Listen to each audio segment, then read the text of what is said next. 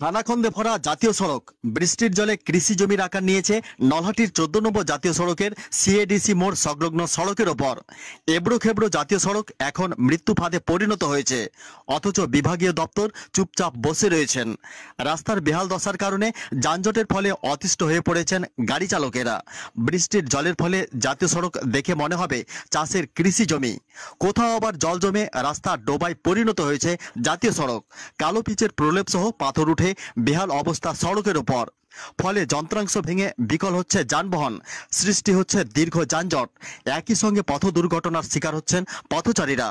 Bureau report, Nalhati news express থেকে শুনুন বিস্তারিত। সবসময় সারাদিন জাম জাম সমস্যা বলতে গেলে আজকে দিন 5-7 হবে রাস্তাটা ঠিক করা। আর দুদিন বৃষ্টি হওয়াতে এত খারাপ হয়ে গেছে, গাড়ি ব্রেক ডাউন পড়ে গেছে, রাস্তা জাম লেগে গেছে, আধা ঘন্টা 1 ঘন্টা জাম ধরে থাকছে। সমস্যা হচ্ছে ছোট ছোট গাড়িগুলো যেতে পারছে না, আর উল্টো পাল্টা যাচ্ছে তো ছোট টোটো গাড়িগুলো পাল্টে হয়ে যাচ্ছে। হ্যাঁ, আমি চাইছি মেরামত করে রাস্তাটা আবার ঠিক করা হোক।